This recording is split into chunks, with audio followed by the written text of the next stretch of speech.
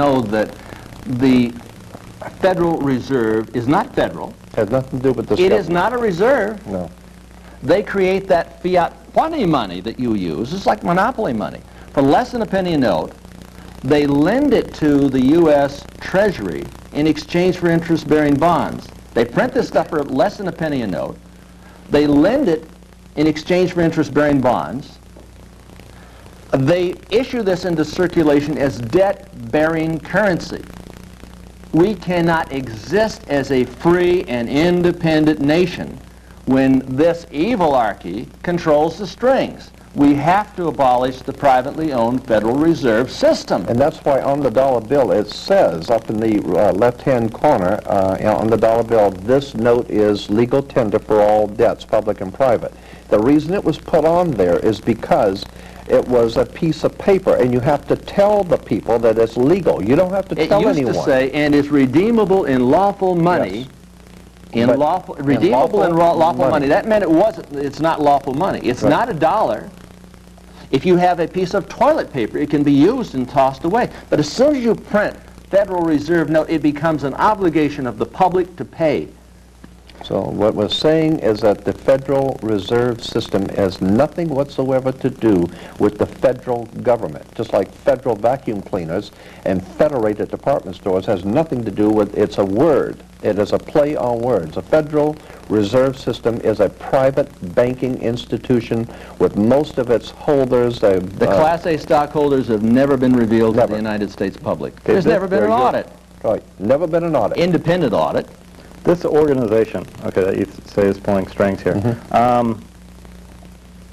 how many people are controlling this? Is this at the helm of one man, or it's an oligarchy? I call it an evilarchy because they want to bring about a Luciferian new world order. And by Luciferian, we're talking about. Do you mean? I'm talking about a satanic order. And if you take a look at the layout of Washington, D.C., and Jordan Maxwell is the expert on this, you will find out that the entire city was laid out in symbols. If you take a look at the obelisk and the Illuminati pyramid at the top of the yes, as a matter of fact, the two main streets going toward the Capitol building, if you take, which I have pictures over the city, looking down on Washington, D.C., you'll see there are two main boulevards culminating in a pyramid. And just at the very top of the pyramid is a street cutting it off. And then within the triangle at the top, where the eye on the dollar bill is the Capitol. And the Capitol building sits there. It's a pyramid. Then it has the Cleopatra's Needle, which is a Washington monument. And the river, the long riverway, the long waterway is called the River Styx, which is where Pharaoh went into heaven on the River Styx. It is all laid out in Masonic symbolism, and the five-pointed star, which is a pentagram, has always been used. Satan worship, satanic worship, the five-pointed pentagram, and if you take the arms off of a pentagram, you have a pentagon. And the United States Pentagon is sitting exactly due north, aiming due north at the North Star Thuban, which is drawing power, according to the ancient Egyptians, for the god of war. It's the same pentagram that was on the Night Stalker's hand. Right. Now, I'm trying to get an angle. Satanic ritual killings. I'm trying to get an angle, though, on what exactly you mean by Satanism. Are you referring, or satanic, do you mean the elevation of human reason, or do you, the strong survive, or do you mean a group of people who are actually worshiping a bona fide spiritual... we're talking about the warlocks of Washington here. We're talking about people who have satanic rituals. We're talking about people who believe in a Lucifer 2000. We're talking about the creation of a new world order in a millennium. When George Bush talks about 1,000 points of light, what do you think he's talking about, 1,000 points of light? Could it be 1,000-year millennium under Lucifer? What do you think, Jordan? Yes, there's no doubt in my mind that all the terminology is the same. If you go back through the speeches that Adolf Hitler made and the top Nazi speechwriters, and then listen to what Ronald Reagan had to say, and George Bush, and now our new incoming president. Well, Hitler talked about 1,000 points of, he's talked about 1,000-year Reich, and Bush is talking about 1,000 points of light. And I don't think it's just a coincidence that Adolf Hitler's second book is... Not points of light? And his term, Bush is New talking World about Order, 1,000 points of light. 1,000 points of light. Light is very important to Luciferians. It has to do with Lucifer. It has to do with satanic societies.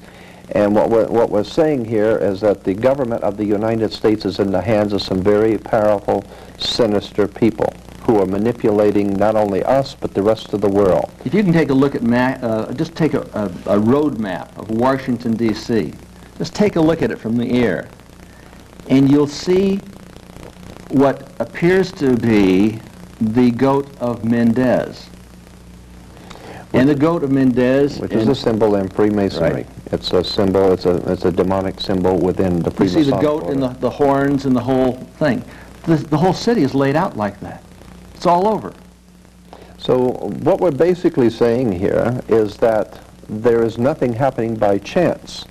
As I brought out before, George Lucas and Steven Spielberg with their Indiana Jones and the Last Crusade. And the Last Crusade is for the Holy Grail, the Cup of Christ. It's not by chance that we have movies like that, because they're in. Why is Adolf Hitler always involved with Indiana Jones? The Last Crusade you can't understand unless you understand the First Crusade. The First Crusade was developed by what we call the Knights Templars Masonic Lodge. The Knights Templars are the ones that gave us what we call the Columbian faction of the Illuminati, which comes to America and founds itself in the state of New York, which comes from the old York Rite in England, from the Duke of York to old York, England, to New York, the Empire State. Then if you understand that Europe was dominating, Europe has dominated the world for almost 1,600 years, and we refer to Europe as the Old World. Therefore, the power structure of Europe is the Old World Order. That's the power structure of the Old World. We're going to be doing some more of this.